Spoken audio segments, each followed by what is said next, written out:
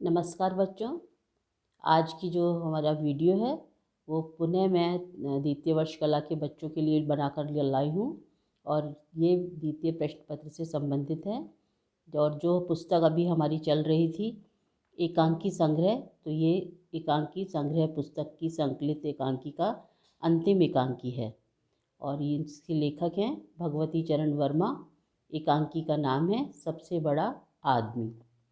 हमेशा की तरह लेखक का परिचय बता देते हैं, फिर हम अपनी बात आगे जारी रखेंगे। लेखक का जन्म 1903 में हुआ था, देहावसान 1981 में। जहाँ इनकी शिक्षा दीक्षा और परिचय, लेखक परिचय के संदर्भ में हम कुछ जानकारी आपके साथ साझा करते हैं।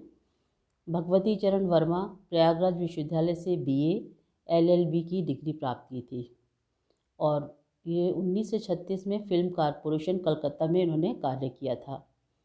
विचार और दैनिक नवजीवन नामक साप्ताहिक और मासिक पत्रिका का उन्होंने संपादन किया था तथा बम्बई में कथा लेखन और आकाशवाणी के कई केंद्रों पर अपनी सेवाएं दी थी।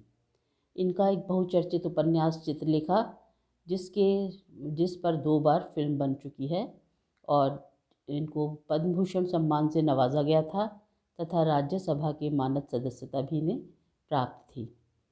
साहित्य को देन के संदर्भ में हम कुछ दृष्टिपात करना चाहते हैं ताकि आप उनके साहित्यिक योगदान के बारे में भी जान सकें।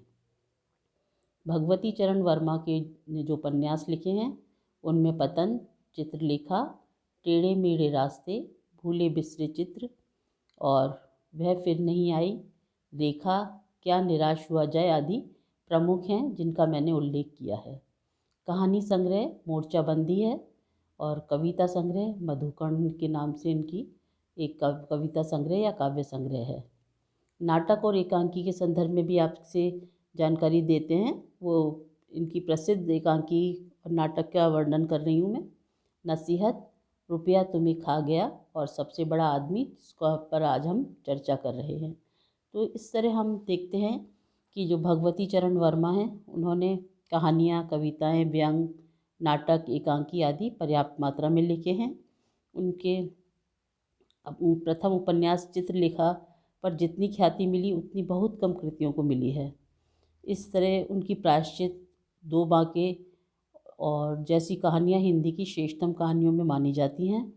इस तरह हम भगवती चरण वर्मा के विशेषता के तौर पर देख सकते हैं वह साहित्यिक वादों से दूर रहकर लेखन के बल पर ही साहित्य में जाने जाते हैं।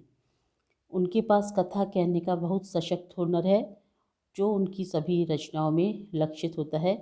उन्होंने सामाजिक समस्याओं से संबद्ध और ऐतिहासिक घटनाक्रम वाले जो रचनाएं हैं या नाटक वह उन्होंने लिखे। महाकाल, कर्ण, द्रौपदी, रुपया तुम्हें खा गया आदि नाटक और एकांकी प्रसिद्ध हैं। इस तरह हम देखते हैं कि भाषा की दृष्टि से देखा जाए तो उन्होंने बहुत ही सशक्त भाषा को माध्यम बनाकर अपनी रचनाएं लिखी। अब जो हमारी प्रस्तुत एकांकी है सबसे बड़ा आदमी, इसकी विशेषताओं पर बिंदुवत चर्चा करते हैं, फिर विस्तार से आपको बताएंगे।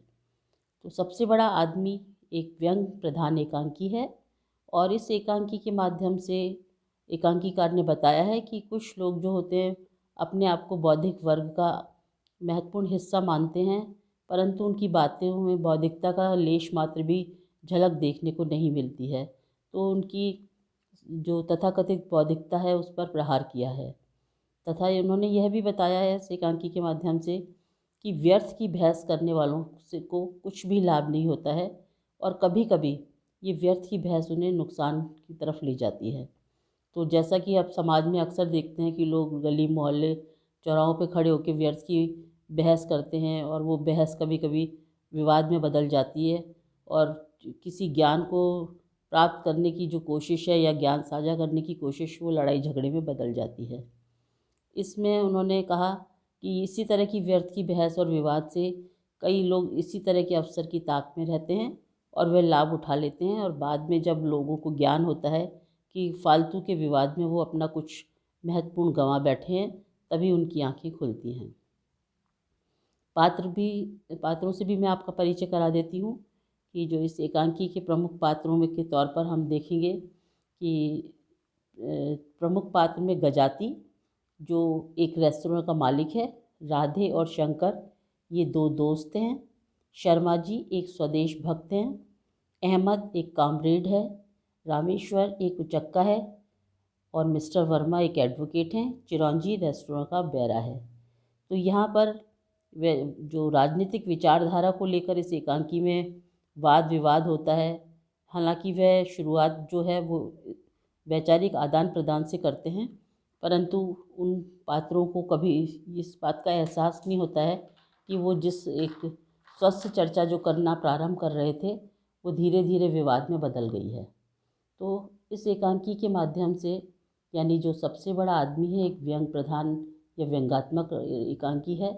एकांकीकार ने उन व्यक्तियों पर व्यंग किया है जो स्वयं को बुद्धिजीवी समझते हैं और व्यर्थ के वाद विवाद में समय गुजारते हैं। और बाद में जो गजाति होटल का मालिक है या रेस्टोरेंट का मालिक है, वो उसकी कठोरता को भी दर्शाया गया है कि वो किस तरह से अपने कम वेतन देने वाले नौकर पर दुर्व्यवहार करता है और उसको डांटता फटकारता है। एकांकी के पात्र राधे और शंकर अपने प्रिय नेता को सर्वश्रेष्ठ बताने की जिद पर अड़े हुए हैं। गांधी जी, नेपोलियन और शैली के चरित्रों को अपनी अपनी पसंद के अनुसार एक दूसरे पर आरोपित करते हैं और अपने प्रिय नेता के अनुयायी बनने के पक्ष में तर्क वितर्क और कभी कभी तो कुतर्क भी करते हैं।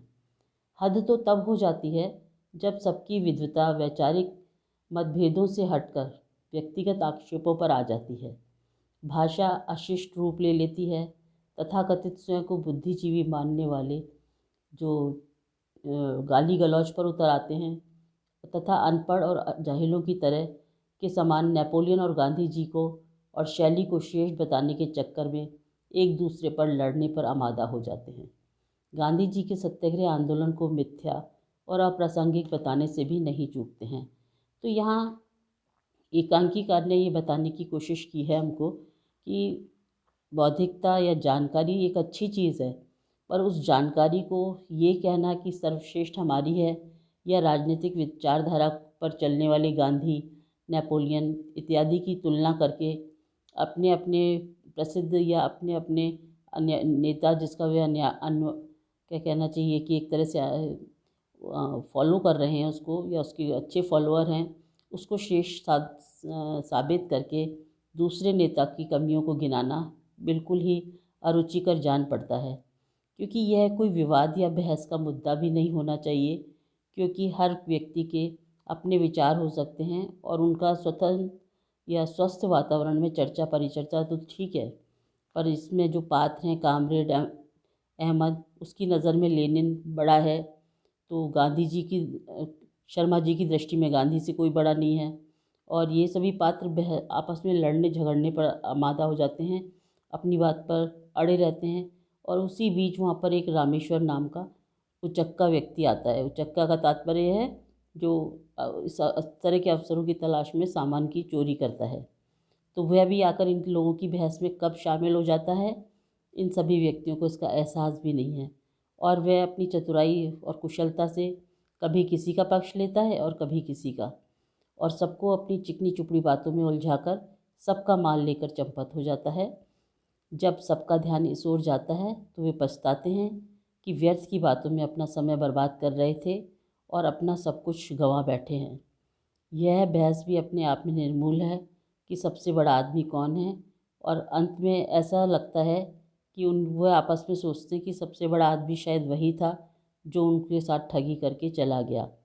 तो यहाँ पर एक बात और है जिसको हम इस तरह से समझ सकते हैं कि किसी भी नेता या किसी भी राष्ट्रीय अंतर्राष्ट्रीय छवि प्राप्त जो भी महान व्यक्ति हैं, उनके लिए कोई विवाद का विषय नहीं होना चाहिए कि कौन सबसे बड़ा है कौन छोटा है, क्योंकि वह सब अपने अपने क्षेत्र में अपनी अपनी दक्षता और कुशलता के लिए पहचाने जाते हैं। तो ये व्यर्थ का विवाद हम आम लोगों को नहीं करना चाहिए और एक दूसरे से श्रेष्ठ सिद्ध करने के चक्कर में कहीं अपना ही नुकसान ना कर बैठें। यह एकांकीकार ने संक्षिप्त सा संदेश दिया है जो बहुत ही गहरा अर्थ लिए हुए है। तो इस तरह से बच्चों, ये एकांकी के साथ हमारी ये पुस्तक भी आज समाप्त होती है। धन्यवाद।